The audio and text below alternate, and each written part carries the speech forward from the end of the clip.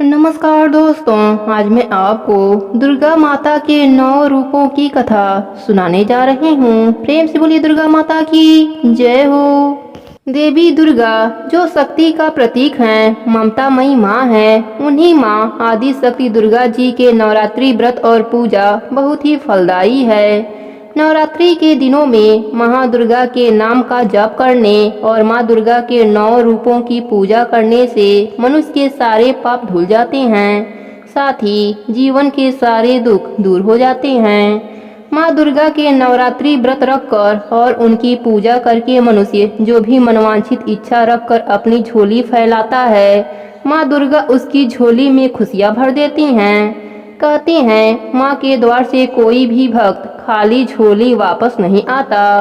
माँ दुर्गा अपने भक्तों की पुकार अवश्य सुनती हैं। दुष्टों का संहार करने तथा भक्तों का उद्धार करने के लिए माँ दुर्गा ने 9 रूप धारण किया।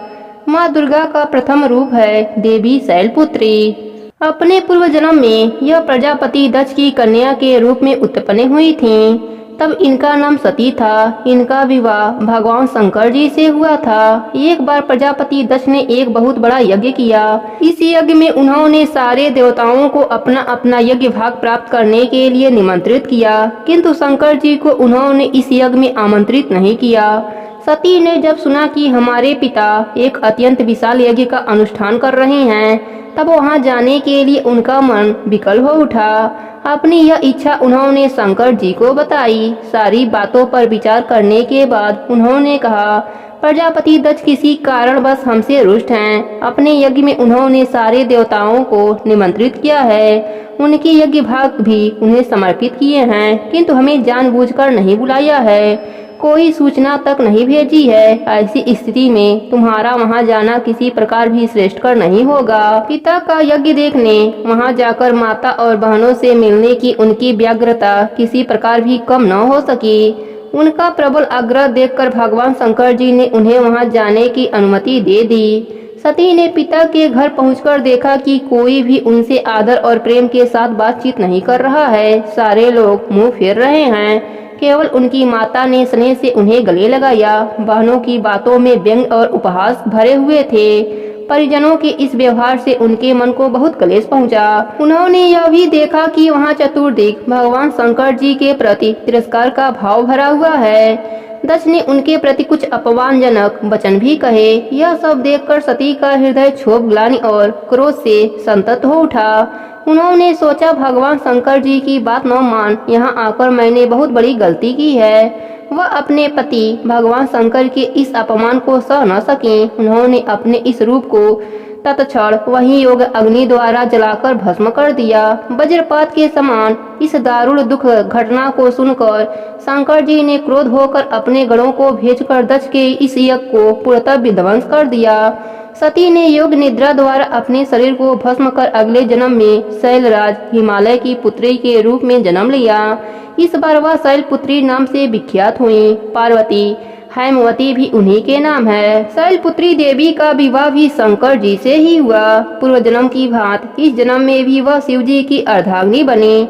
9 दुर्गाओं में प्रथम शैलपुत्री दुर्गा का महत्व और शक्तियां अनन्य हैं। नवरात्रि पूजन में प्रथम दिवस इन्हीं की पूजा और उपासना की जाती है। इस प्रथम दिन की उपासना में योगी अपने मन को मूलाधार चक्र में स्थिर करते हैं। यहीं से उनकी योग साधना आरंभ होती है। माँ दुर्गा की 9 शक्तियों का दूसरा स्वरूप ब्रह्मचारिणी का है। अपने पूर्व जन्म में जब यह हिमालय के घर पुत्री रूप में उत्पन्न हुई थीं, तब नारद के उपदेश से इन्होंने भगवान शंकर जी को पति रूप में प्राप्त करने के लिए अत्यंत कठिन तपस्या किया था। इसी दुष्कर तपस्या के कारण इन्हें तपस्विनी अर्थात ब्रह्मचारिणी नाम से अभिहित किया गया है। 1000 वर्ष उन्होंने केवल फल मूल खाकर व्यतीत किए थे। 100 वर्षों तक केवल शाक पर निर्वाह किया था। कुछ दिनों तक कठिन उपवास रखते हुए खुले आकाश के नीचे वर्षा और धूप के भयानक कष्ट सहे। इस कठिन तपस्या के पश्चात 3000 वर्षों तक केवल जमीन पर टूटकर गिरे हुए बेलपत्रों को खाकर वह असनीय भगवान शंकर जी की आराधना करती रहीं। इसके बाद उन्होंने सूखे बेलपत्रों को भी खाना छोड़ दिया। कई हजार वर्षों तक वह निर्जल और निराहार तपस्या करती रहीं। पत्तों को भी खाना छोड़ देने के कारण उनका नाम अपर्णा भी पड़ गया।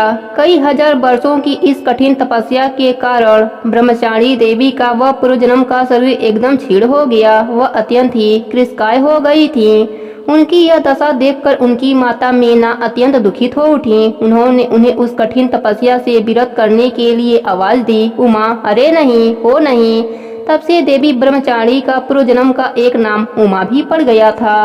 उनकी इस तपस्या से तीनों लोकों में हाहाकार मच गया। देवता, ऋषि, सिद्धगण, मुनि सभी ब्रह्मचारी देवी की इस तपस्या को अभूतपूर्व पुण्यकृत बताते हुए उनकी सराहना करने लगे। अंत में पितामह ब्रह्मा जी ने आकाशवाणी के द्वारा उन्हें संबोधित करते हुए प्रश्न स्वरों में कहा, हे देवी, आज तक किसी ने ऐसी कठोर तपस्या नहीं की थी। ऐसी तपस्या तुम्ही से संभव थी। तुम्हारे इस अलौकिक कृत की चतुर्दिक सराहना हो रही है। तुम्हारी मनोकामना सर्वतोभुवन पूर्णतः होगी। भगवान चंद्रमौली शिव जी तुम्हें पति के रूप में प्राप्त होंगे। अब तुम तपस्या से विरत होकर घर को लौट जाओ। शीघ्र ही तुम्हारे पिता तुम्हें बुलाने आ रहे हैं। माँ दुर्गा जी का यह दूसरा स्वरूप भक्तों और सिद्धों को अनन्य फल देने वाला है। इनकी उपासना से मनुष्य में तप, त्याग, वैराग, सदाचार, संयम की वृद्धि होती है। जीवन के कठिन संघर्षों में भी उनका मन कर्तव्य पथ से विचलित नहीं होता।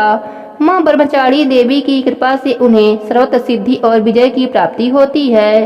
दुर्गा पूजा के दूसरे दिन इन्हीं के स्वरूप की उपासना की जाती है। इस दिन साधक का मन स्वाधिष्ठान चक्र में स्थित होता है। इस चक्र में अवस्थित मन वाला योगी उनकी कृपा और भक्ति प्राप्त करता है। माँ दुर्गा जी की तीसरी शक्ति का नाम चंद्र घंटा है। नवरात्रि की दुर्गा उपासना में तीसरे दिन की पूजा का अत्यधिक महत्व है। इस दिन साधक का मन मणिपुर चक्र में प्रविष्ट होता है। माँ चंद्र घंटा की कृपा से उसे अलौकिक वस्तुओं के दर्शन होते हैं, दिव्य सुगंधियों का अनुभव होता है तथा विविध प्रकार की दिव्य ध्वनियाँ सुनाई देती हैं। माँ चंद्र घंटा की कृपा से साधक के समस्त पाप नष्ट हो जाते हैं। इनकी आराधना स्वतः फलदायी है। इनकी मुद्रा सदैव युद्ध के लिए अभिमुख रहने वाली है, अतः भक्तों के कष्टों का निवारण यह अत्यंत शीघ्र कर देती हैं। इनके घंटे की ध्वनि सदा अपने भक्तों की प्रेत बाधाओं से रक्षा करती रहती है। इनका ध्यान करते ही शरणागत की रक्षा के लिए इस घंटे की ध्वनि निनादित हो उठती है। दुष्टों का दमन और विनाश करने में सदैव तत्पर रहने के बाद भी इनका स्वरूप दर्शक और आराधक के लिए अत्यंत सौम्य एवं शांति से परिपूर्ण रहता है। माँ दुर्गा जी के चौथे स्वरूप का नाम कुष्मांडा है। इनका निवास सूर्यमंडल के भीतर लोक में है। सूर्य लोक में निवास कर सकने की क्षमता और शक्ति केवल इन्हीं में है। इनके शरीर की क्रांति और प्रभा भी सूर्य के समान ही दीप्तिमान और भास्कर है। इनके तेज की तुलना इन्हीं से की जा सकती है। अन्य कोई भी देवी देवता इनके तेज और प्रभाव की समता नहीं कर सकते। इन्हीं के तेज और प्रकाश से दसों दिशाएं प्रकाशित हो रही हैं। ब्रह्मांड की सभी वस्तुओं और प्राणियों में अवस्थित तेज इन्हीं की छाया है। इनकी 8 भुजाएं हैं, अतः यह अष्टभुजा देवी के नाम से भी विख्यात हैं। इनके साथ हाथों में क्रमशः कमंडलू, धनुष, वाड़, कमल, पुष्प, अमृतपुर कलश, चक्र तथा गदा हैं। 8वें हाथ में सभी सिद्धियों और निधियों को देने वाली जपमाला है। इनका वाहन सिंह है। संस्कृत भाषा में कुष्मांड कुम्हड़े को कहते हैं। बलियों में कुम्हड़े की बलि इन्हें सर्वाधिक प्रिय है। इस कारण से भी यह कुष्मांडा कही जाती हैं। माँ दुर्गा जी के 5वें स्वरूप को स्कंद माता के नाम से जाना जाता है। यह भगवान स्कंद कुमार कार्तिकेय नाम से भी जाने जाते हैं। ये प्रसिद्ध देवासुर संग्राम में देवताओं के सेनापति बने थे। इन्हीं भगवान स्कंद की माता होने के कारण माँ दुर्गा जी के इस 5वें स्वरूप को स्कंद माता के नाम से जाना जाता है। इनकी उपासना नवरात्रि पूजा के 5वें दिन की जाती है। इस दिन साधक का मन विशुद्ध चक्र में अवस्थित होता है। माँ स्कंद माता की उपासना से भक्तों की समस्त इच्छाएं पूर्ण हो जाती हैं। इस मृत लोक में ही उन्हें परम शांति और सुख का अनुभव होने लगता है। उसके लिए मोक्ष का द्वार स्वयं में सुलभ हो जाता है। स्कंद माता की उपासना से बाल रूप स्कंद भगवान की उपासना भी स्वयं हो जाती है। यह विशेषता केवल इन्हीं को प्राप्त है। अतः साधक को स्कंद माता की उपासना की ओर विशेष ध्यान देनी चाहिए। माँ दुर्गा के छठवें स्वरूप का नाम कात्यायनी है। इनकी कात्यायनी नाम पढ़ने की कथा इस प्रकार है।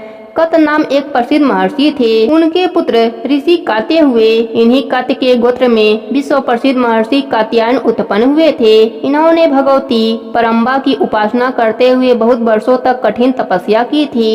इनकी इच्छा थी कि माँ भगवती उनके घर पुत्री के रूप में जन्म लें। माँ भगवती ने उनकी यह प्रार्थना स्वीकार कर लिया। कुछ काल पश्चात जब दानव महिषासुर का अत्याचार पृथ्वी पर बहुत बढ़ गया, तब भगवान ब्रह्मा विष्णु महेश तीनों ने अपने अपने तेज का अंश देकर महिषासुर के विनाश के लिए एक देवी को उत्पन्न किया। महर्षि कात्यायन ने सर्वप्रथम इनकी पूजा की। इसी कारण से यह कात्यायनी कहलाई।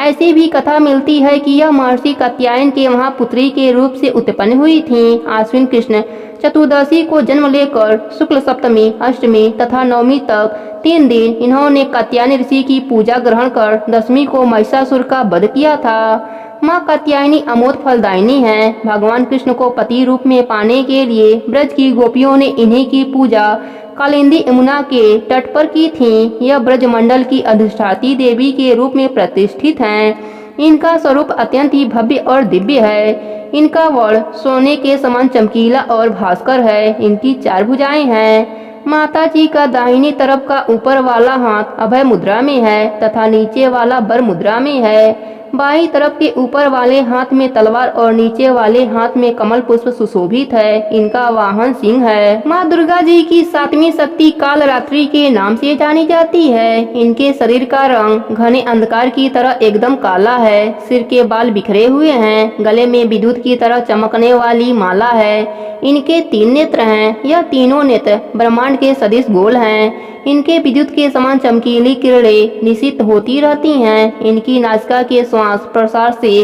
अग्नि की भयंकर ज्वालाएं निकलती रहती हैं। इनका वाहन गधा है। माँ कालरात्रि का स्वरूप देखने में अत्यंत भयानक है, लेकिन यह सदैव शुभ फल देने वाली हैं। इसी कारण इनका नाम शुभकरी भी है। अतः इनसे भक्तों को किसी प्रकार भी भयभीत अथवा आतंकी होने की आवश्यकता नहीं है। दुर्गा पूजा के 7वें दिन माँ कालरात्रि की उपासना का विधान है। इस दिन साधक का मन सहस्त्रार चक्र में स्थित रहता है।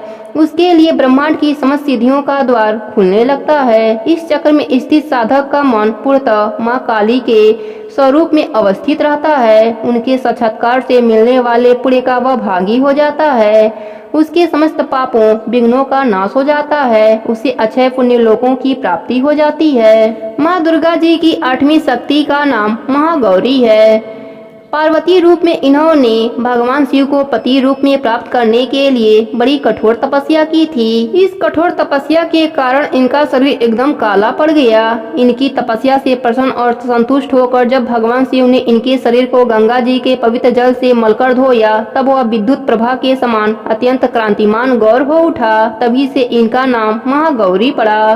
दुर्गा पूजा के 8वें दिन महागौरी की उपासना का विधान है। इनकी शक्ति अमोघ और सद फलदायिनी है। इनकी उपासना से भक्तों के सभी कलमश धुल जाते हैं। उसके पूर्व संचित पाप भी नष्ट हो जाते हैं। भविष्य में पाप, संताप, दैत्य दुख उसके पास कभी नहीं आते। वह सभी प्रकार से पवित्र और अच्छे पुण्यों का अधिकारी हो जाता है। माँ दुर्गा जी की 9वीं शक्ति का नाम सिद्धिदात्री है। यह सभी प्रकार की सिद्धियों को देने वाली हैं। माँ सिद्धिदात्री भक्तों और साधकों को यह सभी सिद्धियां प्रदान करने में समर्थ हैं। देवी पुराण के अनुसार भगवान शिव ने इनकी कृपा से इन सिद्धियों को प्राप्त किया था। इनकी अनुकंपा से ही भगवान शिव का आधा शरीर देवी का हुआ था। इसी कारण वह लोक में अर्धनारीश्वर नाम से प्रसिद्ध हुए। माँ सिद्धिदात्री 4 भुजाओं वाली हैं। इनका वाहन सिंह है। यह कमल पुष्प पर आसीन रहती हैं। इनकी दाहिनी तरफ के नीचे वाले हाथ में चक्र, ऊपर वाले हाथ में गदा तथा बाईं तरफ के नीचे वाले हाथ में शंख और ऊपर वाले हाथ में कमल पुष्प हैं। नवरात्र पूजन के 9वें दिन इनकी उपासना की जाती है। इस दिन शास्त्रीय विधि विधान और पूर्ण निष्ठा के साथ साधना करने वाले साधक को सभी सिद्धियों की प्राप्ति हो जाती है। सृष्टि में कुछ भी उनके लिए अगम्य नहीं रह जाता। ब्रह्मांड पर पूर्ण विजय प्राप्त करने की सामर्थ्य उनमें आ जाती है। प्रत्येक मनुष्य का यह कर्तव्य है कि वह माँ सिद्धिदात्री की कृपा प्राप्त करने का निरंतर प्रयत्न करे, उनकी आराधना की ओर अग्रसर हो। इनकी कृपा से अनन्य दुख रूप संसार से निर्लिप्त रहकर सारे सुखों का भोग करता हुआ वह मोक्ष को प्राप्त कर सकता है। 9 दुर्गाओं में माँ सिद्धिदात्री अंतरिम है। अन्य 8 दुर्गाओं की पूजा उपासना शास्त्रीय विधि विधान के अनुसार करते हुए भक्त दुर्गा पूजा के 9वें दिन इनकी उपासना में प्रविष्ट होते हैं। इन सिद्धिदात्री माँ की उपासना पूर्ण कर लेने के बाद भक्तों और साधकों की लौकिक परलौकिक सभी प्रकार की कामनाओं की पूर्ति हो जाती है। लेकिन सिद्धिदात्री माँ के कृपा पात्र भक्त के भीतर कोई ऐसी कामना शेष बचती ही नहीं है जिसे वह पूर्ण करना चाहे। वह सभी सांसारिक इच्छाओं, आवश्यकताओं और स्पर्धाओं से ऊपर उठकर मानसिक रूप से माँ भगवती के दिव्य लोकों में विचरण करता हुआ उनके कृपा रस पीयूष का निरंतर पान करता हुआ विषय भोग शून्य हो जाता है। माँ भगवती का परम सानिध्य ही उसका सर्वस्व हो जाता है। इस परम पद को पाने के बाद उसे अन्य किसी भी वस्तु की आवश्यकता ही नहीं रह जाती। माँ के चरणों का यह सानिध्य प्राप्त करने के लिए हमें निरंतर नियमनिष्ठ रहकर उनकी उपासना करनी चाहिए। माँ भगवती का स्मरण, ध्यान, पूजन हमें इस संसार की अराजकता का बोध कराते हुए वास्तविक परम शांतिदायक अमृत पद की ओर ले जाने वाला है। प्रेम से बोलिए दुर्गा माता के 9 रूपों की जय हो, जय हो, जय हो।